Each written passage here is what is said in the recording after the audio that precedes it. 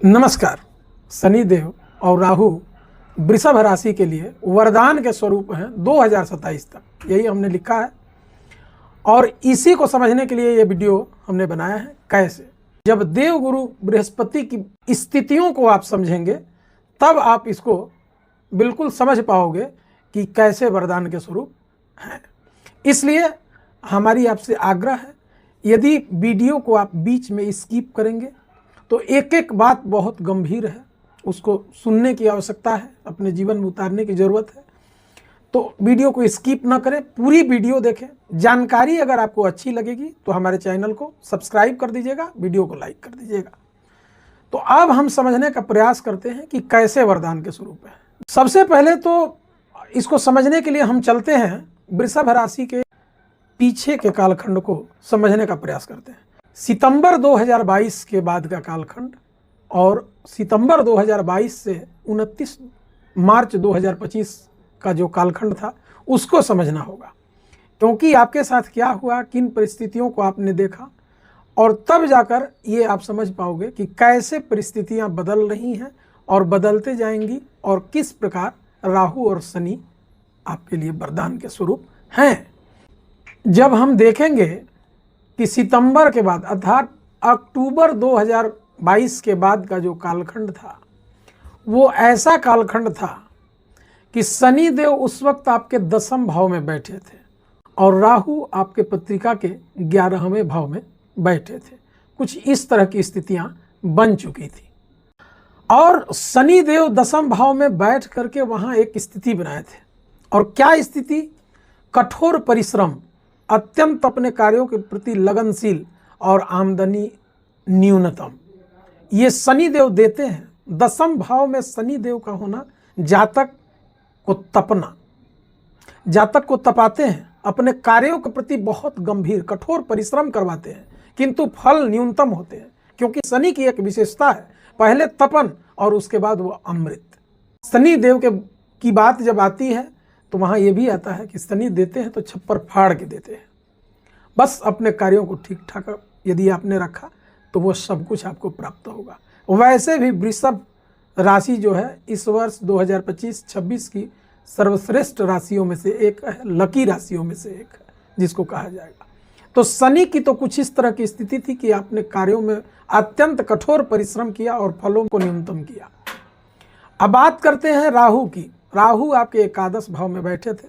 राहु का एकादश भाव में बैठना अर्थात 2023 का कालखंड आप याद करो, 2023-24 का जो कालखंड था, आपके जीवन में कई नए नए लोगों की एंट्री हुई। बहुत सारे नए लोग आपके जीवन में आए, कई ऐसे मित्र भी आए जिनके द्वारा आपको कमोबेश न्यूनतम ही आमदनी लाभ इत्यादि भी हुई होंगी, इसमें कोई संदेह नहीं है। लेकिन नए नए लोगों की एंट्री आपके जीवन में हुई है और ये स्थितियां बनी हैं, और ये स्थितियां आपकी बनती रहीं 2025 18 मई 2025 तक ये स्थितियां बनी।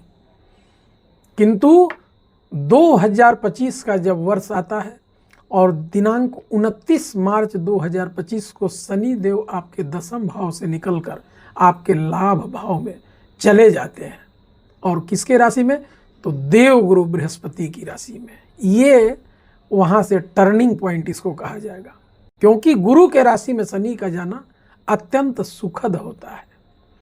लेकिन शनि के फलों में आप कहोगे कि मुझे तो फलों की प्राप्ति नहीं हो रही है, शनि चले गए किंतु फल तो नहीं मिल रहे।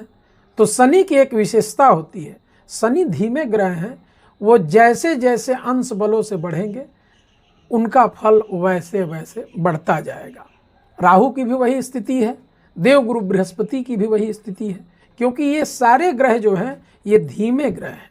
इनके अंश वृद्धि होने में एक समय लगता है और समय के अनुसार ही फलों का देने वाले होते हैं। तो राहु और शनि को तो हमने समझ लिया। अब शनि देव आपके चले गए एकादश भाव में और राहु आपके ठीक 18 मई 2025 को राहु आपके पत्रिका में 10वें भाव में आए। 10वें भाव में राहु का आना शनि की राशि में, अपने मित्र की राशि में, और शनि का गुरु की राशि में चले जाना। 10वें भाव में राहु आए तो उनकी स्थिति मृत अवस्था में थे, लेकिन 10वें भाव में राहु का आना, राहु जिसके 10 में, दुनिया उसके बस में। ये सूत्र आप समझ लीजिए, ये बहुत बड़ी बात है।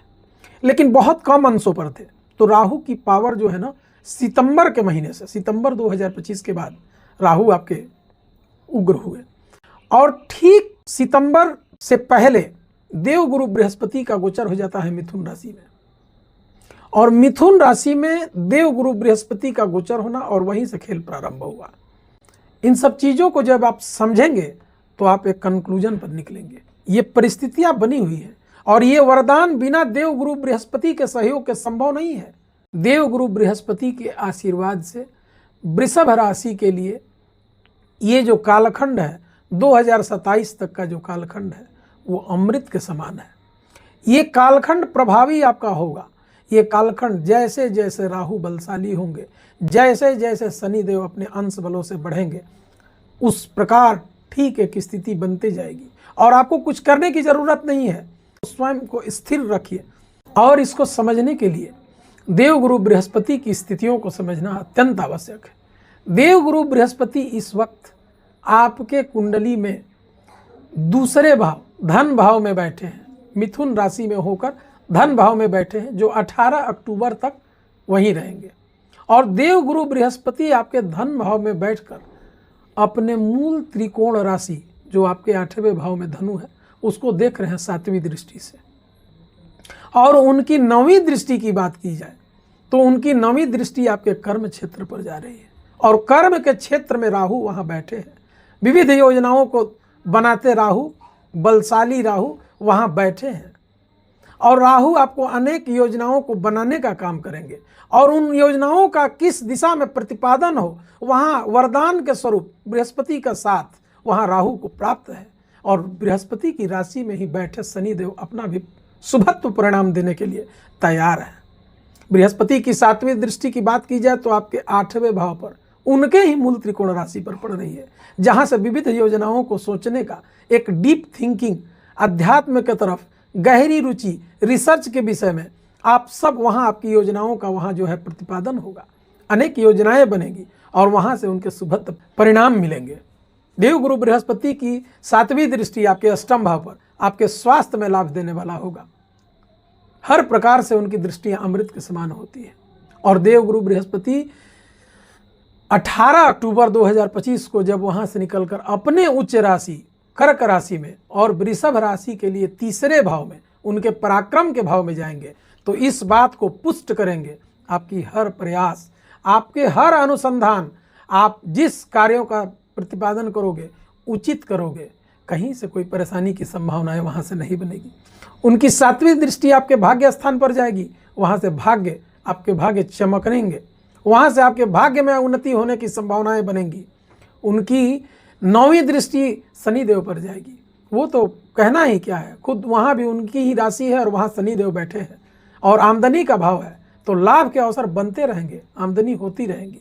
किंतु देवगुरु बृहस्पति पुनः 11 नवंबर 2025 को वक्री हो जाएंगे, और 120 दिनों के लिए वक्री होंगे, तो पुनः आपके द्वितीय भाव में चले जाएंगे, और फिर वही स्थितियां, यानी आपके कर्म क्षेत्र पर उनकी दृष्टि होगी, आपके अष्टम भाव पर दृष्टि होगी। वहाँ विभिन्न योजनाओं को आप बनाएंगे, किसी डीप रिसर्च के बारे में सोचेंगे, अनेकों चीज़ आपके मन में राहु देने वाले होंगे, विदेश से जुड़ने की संभावनाएं बनाएंगे, किसी इलेक्ट्रॉनिक क्षेत्र में जाने की संभावनाएं बनाएंगे, किसी सॉफ्टवेयर के क्षेत्र में संभावनाएं बनाएंगे, किसी समूह को नेतृत्व करने की संभावनाएं बनाएंगे, किसी एनजीओ से जुड़कर, किसी ऑनलाइन प्लेटफॉर्म से जुड़कर, सोशल मीडिया से जुड़कर, बहुत सारी विविधताओं से भरी हुई दिमाग आपकी वो रहेगी। वहाँ राहु एक्टिवेट होंगे और वहाँ दृष्टि होगी देवगुरु बृहस्पति की, और वो जो दृष्टि उनकी अमृत दृष्टि होगी, हर क्षेत्र में सफलता प्रदान करने वाला होगा। और पुनः जब देवगुरु बृहस्पति आपके मार्गी होंगे मार्च में, 120 दिनों के बाद, मार्च 2026 में 11-12 मार्च के आसपास वो मार्गी होंगे। वहाँ से जब मार्गी होंगे तो पुनः आपके चतुर्थ भाव में चले आएंगे देवगुरु बृहस्पति, और वहाँ से आपके पराक्रम को, आपके भाग्य को एक नया आयाम देने का काम करेंगे, और उनकी 9वीं दृष्टि भी आपके लाभ के स्थान पर जाएगी। तो इन सब चीज़ों को जब आप देखेंगे तो देवगुरु बृहस्पति की स्थितियाँ ये इन सब चीज़ों को पुष्ट करती है कि वृषभ राशि के लिए ये जो आने वाला समय है ये वरदान से कम नहीं है। अब आगे चर्चा करते हैं देवगुरु बृहस्पति का गोचर जब आपके चतुर्थ भाव में होगा, अर्थात सिंह राशि में। तो ये जो गोचर होगा देवगुरु बृहस्पति का, तो 31 अक्टूबर 2026 को देवगुरु बृहस्पति आपके सिंह राशि में चले आएंगे, आपके चतुर्थ भाव में, और उनकी सीधी दृष्टि आपके कर्म क्षेत्र पर होगी जहां पहले से ही राहु बैठे हैं।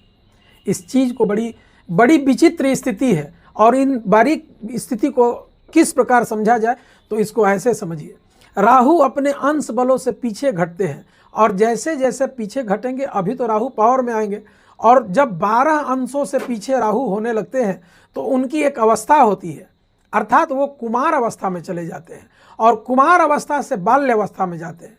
वहाँ देवगुरु बृहस्पति की स्थितियाँ और उनकी दृष्टियाँ इस बात को तय करती हैं कि कोई ऐसा कदम आपके मन में, ऐसी स्थिति बनेगी। वो कालखंड मैं आपको बता रहा हूँ, अगस्त, सितंबर, अक्टूबर का वो कालखंड होगा 2026 का, जो आपके मन में कुछ ऐसी विविधताओं से भरा दिमाग होगा, कुछ गलत तरीकों से आमदनी का कुछ कार्य में आपके दिमाग भटक सकते हैं। लेकिन देवगुरु बृहस्पति जब आपके चतुर्थ भाव में आएंगे तो वो सिंह राशि में होंगे। सिंह राशि के स्वामी सूर्य होते हैं, सूर्य को ग्रहों का राजा कहा जाता है। तो जब राजा के घर में बैठकर देवगुरु बृहस्पति वहाँ से आपके 7वें भाव को देखेंगे तो हर तरीके से आपको रक्षा करने वाले होंगे, आपके हर गलत निर्णय को शुद्ध करने वाले होंगे, उसको बदल देने वाले होंगे, और अंततः आपका अनुसंधान उचित होगा। और इस लिहाज से अगर देखा जाए तो वहाँ हर प्रकार से देवगुरु बृहस्पति आपको लाभ देने वाले हैं। देवगुरु बृहस्पति जब पंचम भाव में आएंगे, वहाँ से आपके पंचम भाव में जब उनका गोचर होगा 2027 में, वहाँ से एक स्थिति बनेगी। पंचम भाव को नवम से भावात भावाम देखा जाता है, पूर्वजों का भाव देखा जाता है, पितरों का भाव देखा जाता है। पंचम भाव में बैठकर उनकी दृष्टियाँ होंगी आपके आमदनी के भाव पर, लाभ आपको होता रहेगा। वहाँ आपके पूर्वजों का, पितरों का आशीर्वाद आपको प्राप्त होगा, अनेक योजनाएं आपके मन में बनेंगी, और हर प्रकार से आप सफल हो जाएंगे। इसलिए वृषभ राशि वैसे भी 2025, 26 और 27 की उन विशिष्ट राशियों में से एक है, लेकिन उसका समय अब तय हुआ। ये कालखंड शुरू हुआ अक्टूबर 2022 से, और इसका समापन जो है 27 में होगा। और इन कालखंड में आप एक नए आयाम को प्राप्त करेंगे। इन सब चीज़ों से भरा हुआ रहेगा वृषभ राशि के लिए।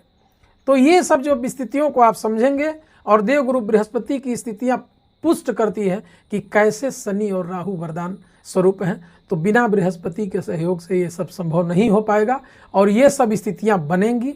अक्टूबर के बाद से इन सब परिस्थितियों का शुभाशुभ लाभ आपको मिलना शुरू हो जाएगा। वैसे तो किंचित मात्र थोड़े आमदनी की स्थिति और एक परिस्थितियाँ आपके साथ बनी हुई हैं जो आपको मिल ही रहा है, किंतु अक्टूबर के बाद का जो कालखंड होगा स्वर्णिम कालखंड होगा। और इन्हीं सब बातों के साथ यदि हमारी जानकारी, हमारी वीडियो आपको पसंद आई होगी तो आप हमारे चैनल को सब्सक्राइब कीजिए, लाइक कीजिए। मैं समस्त वृषभ राशि के जातकों को अपनी बहुत सारी शुभकामनाएं देना चाहता हूं। आपका पूरा वर्ष पर्यंत मंगलमय हो। बहुत बहुत धन्यवाद। हर हर महादेव।